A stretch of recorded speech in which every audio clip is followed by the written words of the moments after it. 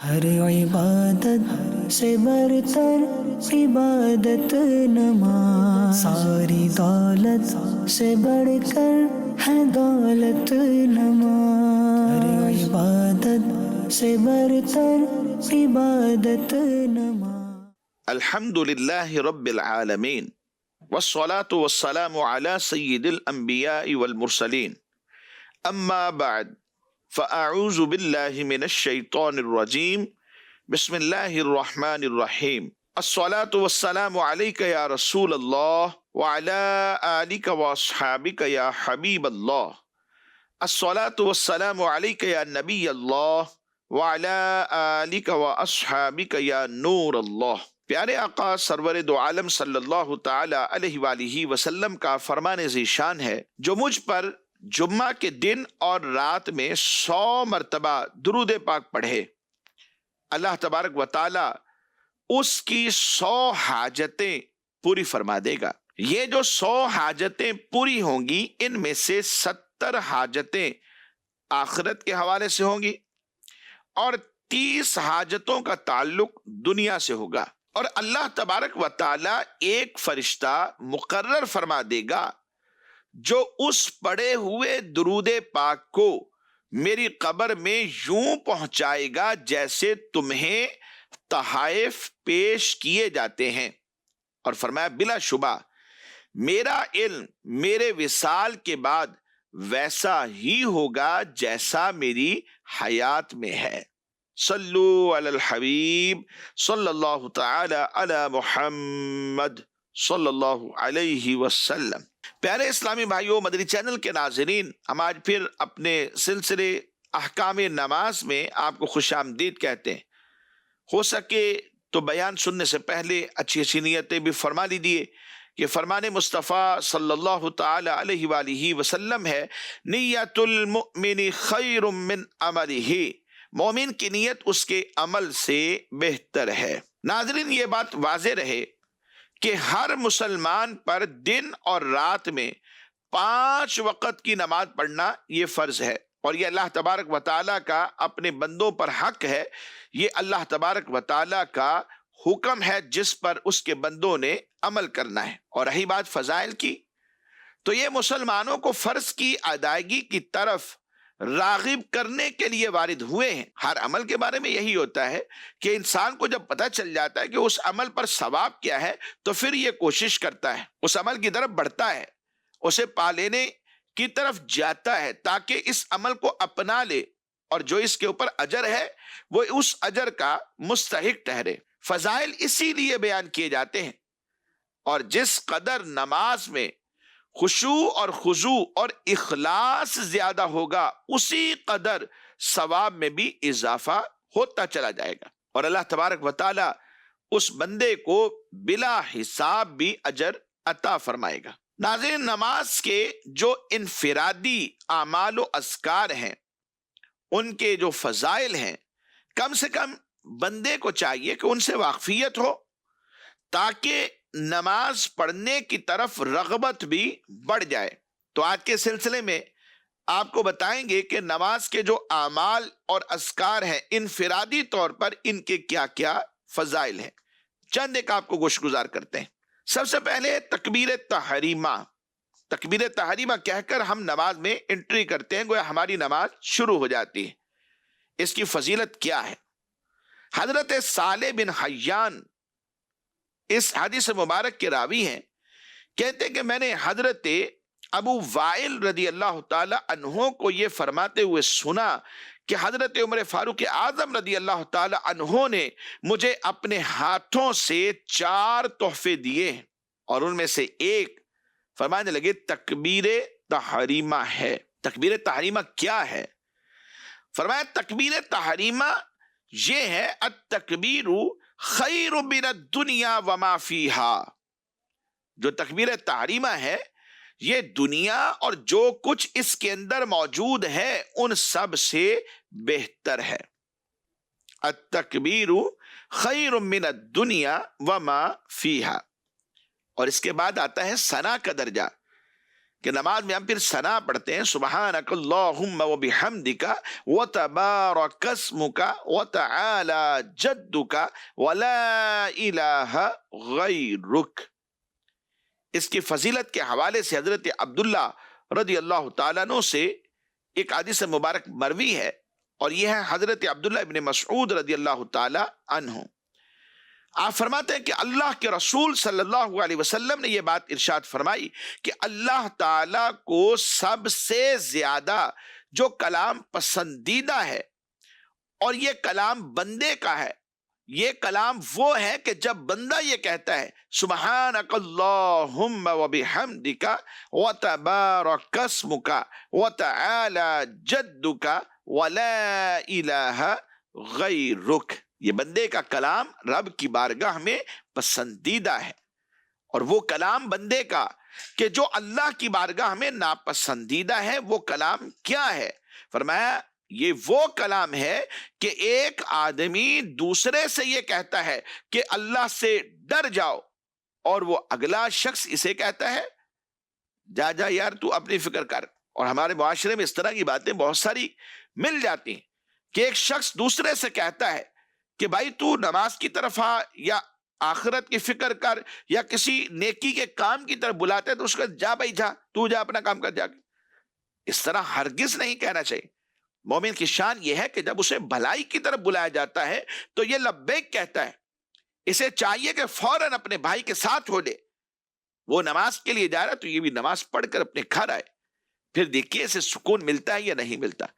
اللہ کی طرف سے نماز میں سکون رکھا گیا، الا بذکر اللہ تطمئن القلوب۔ انسان سکون اور اطمینان کی تلاش میں مرا مرا پھر رہا ہے، اور رب فرماتا ہے جس نے اس انسان کو پیدا کیا ہے، وہ رب یہ فرما رہا ہے کہ میرے ذکر میں سکون و اطمینان ہے، الا بذکر اللہ تطمئن القلوب۔ تو اس سے یہ پتہ چلتا ہے کہ بندہ کوتاہی میں ہے، غفلت میں ہے، یہ بھول میں پڑا ہوا ہے، اسے چاہیے کہ اللہ کے ذکر کی طرف آ جائے، اور رب کی بارگاہ میں جو پسندیدہ کلام ہے بندے کا کلام، سبحانک اللہم و بحمدک و تبارک اسمک و تعالی جدک و لا الہ غیرک۔ جو ناپسندیدہ کلام بندہ کہتا ہے اللہ سے ڈرو، اور یہ کہتا ہے تو اپنی فکر کر، اسے یوں کہنا چاہیے ہاں بھائی آپ کا شکریہ، آپ نے میری اصلاح کی ہے۔ سامنے والے کا شکریہ ادا کرنا چاہیے کہ آپ نے مجھے توجہ دلا دی، اور فوراً نیک کام کی طرف لگ جائے کہ جس کی طرف یہ اسے لے جانا چاہتا ہے۔ اس کے بعد درجہ ہے سورہ فاتحہ کا۔ سورہ فاتحہ کیا ہے؟ حضرت عبداللہ ابن عباس رضی اللہ تعالی عنہما اس حدیث مبارک کے راوی ہیں، کہتے ہیں کہ حضرت سید الملائکہ جبرائیل امین علیہ الصلاۃ والسلام نبی پاک صلی اللہ تعالی علیہ وآلہ وسلم کی بارگاہ میں حاضر ہوئے، بیٹھے ہوئے تھے کہ سرکار دو عالم صلی اللہ علیہ وسلم نے اچانک اوپر آسمانوں کی طرف سے ایک آواز سنی جیسے کوئی دروازہ کھلتا ہے۔ تو نبی پاک صلی اللہ علیہ وسلم نے اپنا سر آسمانوں کی طرف جو بلند کیا، اٹھایا، جیسے دیکھتے ہیں کوئی آواز آئی ہے۔ تو حضرت سید الملائکہ جبرائیل امین علیہ السلام نے بتایا ہوگا، میرے حضور نبی پاک صلی اللہ علیہ وسلم فرمانے لگے کہ آسمان کا یہ دروازہ کھولا گیا جو آج سے پہلے کبھی بھی نہیں کھولا گیا، آج سے پہلے اسے کبھی نہیں کھولا گیا، یہ آج ہی کھولا گیا ہے۔ اور اس سے ایک فرشتہ اترا، تو آپ صلی اللہ علیہ وسلم نے فرمایا یہ آسمان سے ایک فرشتہ اترا ہے، یہ آج سے پہلے کبھی بھی آسمان سے زمین کی طرف نہیں اترا، اس نے نزول نہیں کیا۔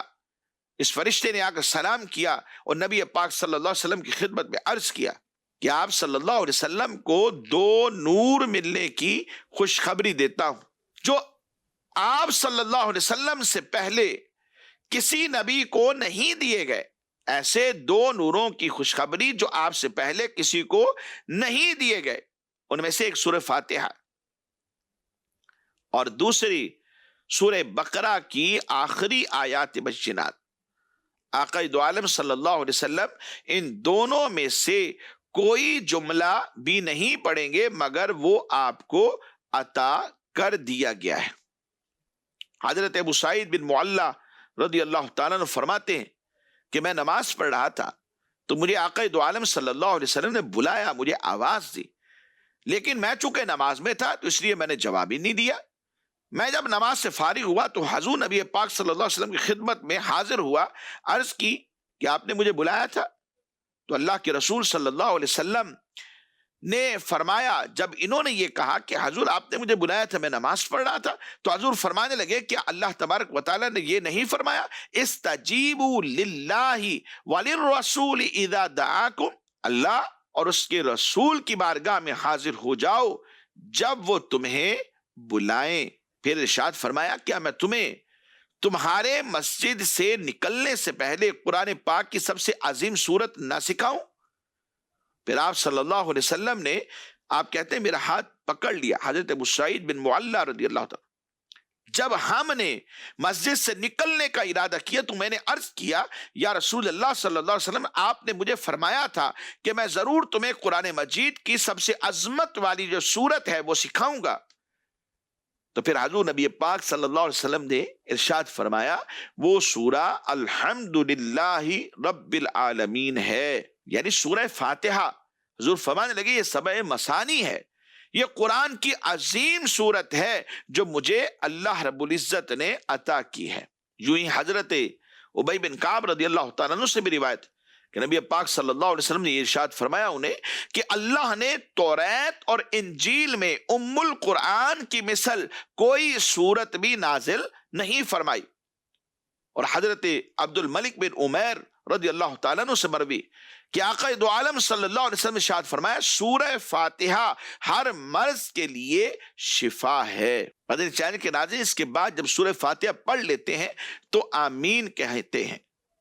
سیدنا ابو ہریرہ رضی اللہ تعالیٰ عنہ اس حدیث کے راوی ہیں، اللہ کے رسول صلی اللہ علیہ وسلم نے ارشاد فرمایا، اذا قال احدکم فی الصلاة آمین والملائکۃ فی السماء آمین فوافق احداہما الاخری غفر له ما تقدم من ذنبہ۔ فرمایا جب تم میں سے کسی نے آمین کہی نماز میں، اسی وقت فرشتوں نے بھی آسمان میں آمین کہا۔ اس طرح ایک کی آمین دوسرے کی آمین کے ساتھ مل گئی، موافقت ہو گئی، تو اس کے پچھلے تمام گناہ جو ہیں وہ معاف کر دیے گئے۔ غفر له ما تقدم من ذنبہ۔ مزید چاہیے کہ ناظرین، آمین تو کہنی ہے لیکن اونچی آواز سے ہوگی یا آہستہ آواز سے؟ فقہاء اس کے بارے میں فرماتے ہیں کہ نماز خواہ جہری ہو یا نماز سری ہو، یعنی اونچی قرات کرنے والی نماز ہو یا پھر جیسے عصر کی نماز، ان میں قرات اونچی نہیں کرتے، ظہر کی نماز میں قرات اونچی نہیں کرتے، سری قرات کرتے ہیں، تو فرمایا نماز خواہ یہ جہری نماز ہو یا سری نماز ہو، اور نمازی امام ہو یا مقتدی ہو یا منفرد ہو، ان سب کے لیے نماز میں سورہ فاتحہ کے بعد جب آمین کہیں گے تو آہستہ آواز میں آمین کہنا ہے۔ نماز میں آہستہ آواز سے آمین کہنا یہ دلائل نقلیہ سے ثابت ہے، یعنی قرآن کی آیات بینات سے، احادیث نبویہ سے، اقوال صحابہ سے، آثار تابعین سے رضی اللہ تعالی عنہم، ان سے ثابت ہے، اور دلائل عقلیہ بھی اسی بات کو ثابت کرتے ہیں۔ شیخ الاسلام حضرت امام احمد رضا خان علیہ رحمت الرحمن، آپ بھی فتاوی رضویہ میں یہ بات لکھتے ہیں کہ آمین سب کو آہستہ کہنا چاہیے، امام ہو خواہ وہ مقتدی ہو خواہ اکیلا نماز پڑھنے والا ہو، اور فرمایا یہی سنت ہے۔ اور پھر مزید جو لمبا قیام کرتے ہیں ہم نمازوں میں، اس کی بھی فضیلت ہے۔ جابر بن عبداللہ رضی اللہ تعالیٰ عنہ سے حدیث کے راوی ہیں، کہتے ہیں کہ اللہ کے رسول صلی اللہ علیہ وسلم نے یہ بات ارشاد فرمائی، افضل الصلاۃ طول القنوت۔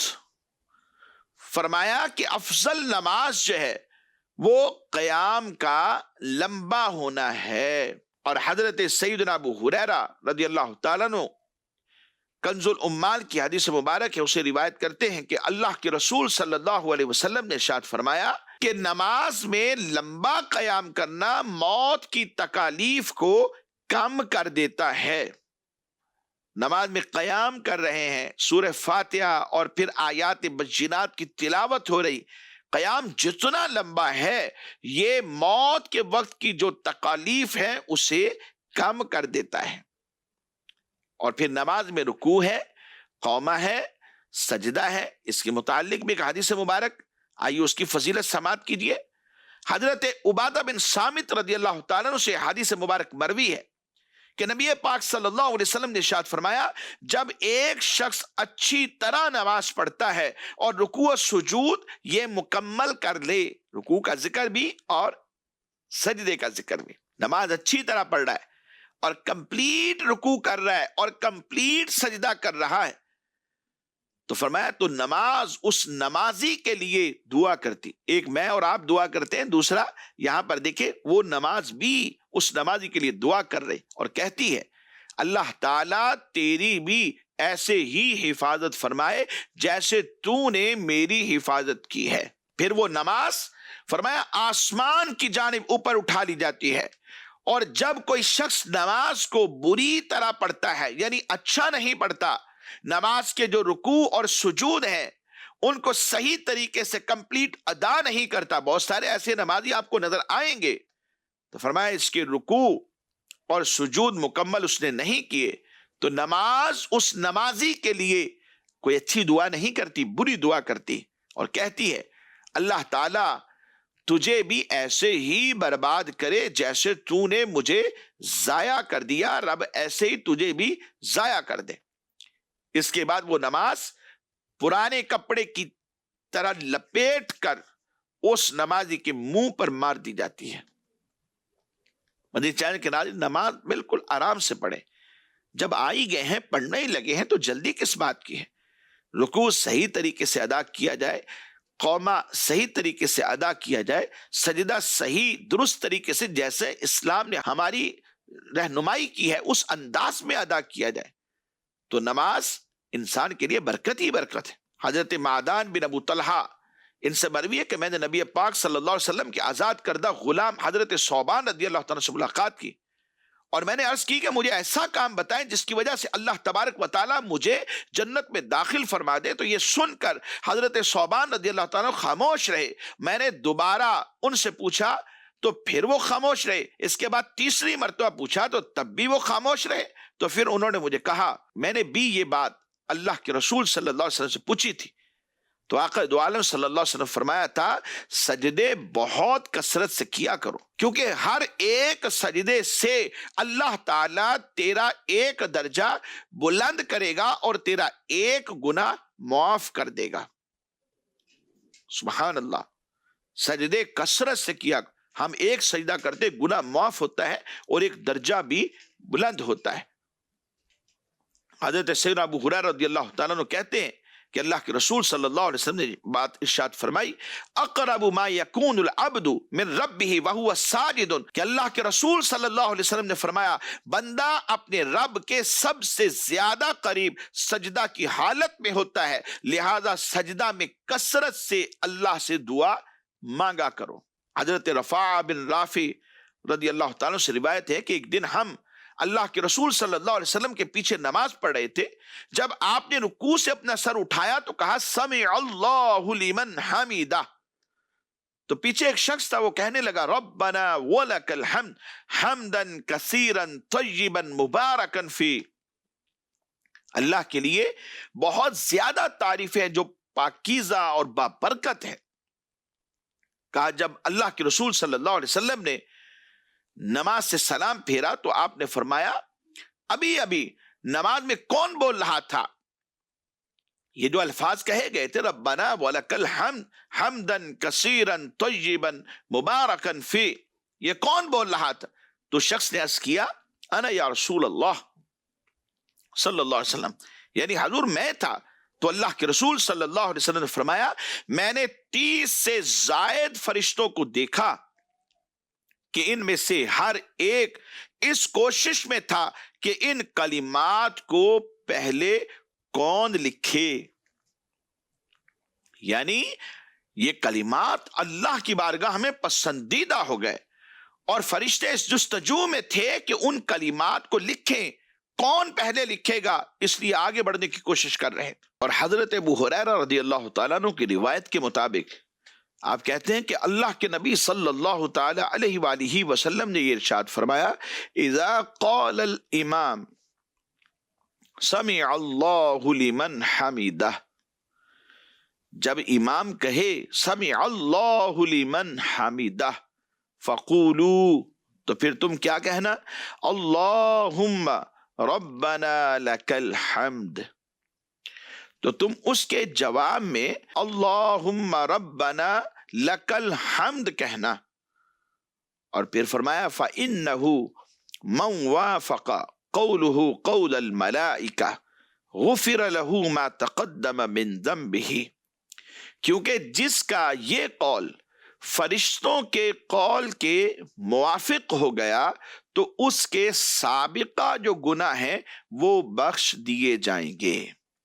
اور حضرت عبداللہ بن مسعود رضی اللہ تعالی عنہ سے مروی ہے، اس حدیث مبارک کو حضرت امام ترمذی رحمۃ اللہ تعالی علیہ نے اپنی کتاب میں درج فرمایا کہ ان النبی صلی اللہ علیہ وسلم قال اذا رکع احدکم فقال فی رکوعه سبحان ربی العظیم 3 مرات فقد تم رکوعه وذلك ادناه، کہ اللہ کے نبی صلی اللہ تعالی علیہ وآلہ وسلم نے ارشاد فرمایا جب کوئی شخص رکوع کرے تو رکوع میں 3 بار یہ تسبیح پڑھے سبحان ربی العظیم، فرمایا جس نے ایسا کیا تو اس کا جو رکوع ہے وہ مکمل ہو گیا، یہ رکوع کا ادنا درجہ ہے۔ وَإِذَا سَجَدَ فَقَالَ فِي سُجُودِهِ سبحان ربی الاعلی 3 مرات فقد تم سجودہ وذلک ادناہ، اور جب کوئی سجدہ کرے تو سجدے میں 3 بار یہ تسبیح پڑھے سبحان ربی الاعلی۔ جب اس نے ایسا کر لیا تو تحقیق اس نے اپنا جو سجدہ ہے وہ مکمل کر لیا، اور یہ اس کا ادنا درجہ ہے۔ اس کے بعد مدنی چینل کے ناظرین تشہد کا سلسلہ ہوتا ہے، تو اس کی فضیلت کیا ہے؟ حضرت عبداللہ بن مسعود رضی اللہ تعالی عنہ اس حدیث مبارک کے راوی ہیں، کہتے ہیں کننا نقول فی الصلاة خلف رسول اللہ صلی اللہ علیہ وسلم السلام علی اللہ السلام علی فلان، ہم نبی کریم صلی اللہ علیہ وسلم کے پیچھے آپ کی ابتدا میں نماز پڑھا کرتے تھے تو اس وقت ہم یہ پڑھتے تھے السلام علی اللہ السلام علی فلاں، اللہ پر سلامتی ہو فلاں پر سلامتی ہو۔ ایک دن ایسا ہوا کہ اللہ کے نبی صلی اللہ علیہ وسلم نے ہمیں ارشاد فرمایا اللہ تو خود سلام ہے، ان اللہ هو السلام، اللہ تو خود سلام ہے، تو پھر ہمیں کیا کرنا چاہیے؟ فَإِذَا قَعَدَ أَحَدُكُمْ فِي الصَّلَاةِ فَلْيَقُلْ التَّحِيَّاتُ لِلَّهِ وَالصَّلَوَاتُ وَالطَّيِّبَاتُ السلام عَلَيْكَ أَيُّهَا النَّبِيُّ وَرَحْمَةُ اللَّهِ وَبَرَكَاتُهُ السلام عَلَيْنَا وَعَلَى عِبَادِ اللَّهِ الصَّالِحِينَ۔ تو فرمایا اللہ تو خود سلام ہے، لہذا جب تم میں سے کوئی نماز کے قاعدہ میں بیٹھے تو وہ یہ پڑھا کرے۔ پھر التحیات آپ نے تعلیم فرمائی، اس کا ترجمہ یہ ہے سب تعریفیں اور بدنی عبادتیں اور مالی عبادتیں اللہ ہی کے لیے ہیں۔ اے نبی صلی اللہ علیہ وسلم آپ پر سلام اور اللہ کی برکتیں ہوں، ہم پر بھی سلام اور اللہ کے نیک بندوں پر بھی سلام۔ اور پھر فرمایا جو شخص یہ کلمات کہتا ہے تو اس کی برکت زمین اور آسمان کے ہر نیک بندے کو پہنچ جاتی ہے۔ اور پھر اس کے بعد آپ نے جو تعلیم فرمایا اشہد ان لا الہ الا اللہ واشہد ان محمدا عبدہ ورسولہ، میں اس بات کی گواہی دیتا ہوں کہ اللہ کے سوا کوئی معبود نہیں، اور میں گواہی دیتا ہوں کہ محمد صلی اللہ علیہ وسلم اللہ کے بندے اور اس کے رسول ہیں، یہ بھی ساتھ پڑھا جائے۔ پھر حضور نبی پاک صلی اللہ علیہ وسلم نے یہ ارشاد فرمایا اس کے بعد بندے کو جو دعا اچھی لگے یہ اسے اختیار کرے۔ اور درود شریف کے حوالے سے فرمایا گیا انس بن مالک رضی اللہ تعالیٰ عنہ سے مروی ہے یہ حدیث مبارک، نبی کریم صلی اللہ علیہ وسلم نے یہ بات ارشاد فرمائی، جو شخص مجھ پر ایک مرتبہ درود بھیجے تو اللہ تبارک و تعالی اس پر 10 رحمتیں نازل فرمائے گا، اس کے 10 گناہ معاف کر دیے جائیں گے اور 10 درجے بلند ہوں گے۔ یہ درود پاک کی فضیلت۔ اور پھر آخر میں رہ جاتا ہے سلام۔ قول النبی صلی اللہ علیہ وسلم، نبی پاک صلی اللہ علیہ وسلم نے ارشاد فرمایا، یہودی ہم سے سب سے زیادہ حسد 3 چیزوں کی وجہ سے کرتے ہیں۔ ایک التسلیم، دوسرا والتامین، اور تیسرا اللہم ربنا ولک الحمد۔ ایک سلام کہنا، دوسرا آمین کہنا، اور تیسرا نماز میں یہ جو ہم کہتے ہیں اللہم ربنا ولک الحمد۔ تو مدنی چینل کے ناظرین، یہ تھے نماز کے اذکار اور ان کے فضائل۔ بار بار اس سلسلے کو سنیے اور جانیے کہ ان کے فضائل کیا ہے، اپنے حافظوں میں محفوظ کیجیے۔ اس کی برکت کیا ہوگی کہ نماز پڑھتے ہوئے جب یہ فضائل ذہن میں ہوں گے تو نماز میں اور لذت ملے گی۔ اللہ کریم ہم سب کو عمل کی توفیق دے، آمین بجاہ النبی الامین صلی اللہ تعالی علیہ وآلہ واصحابہ وبارک وسلم۔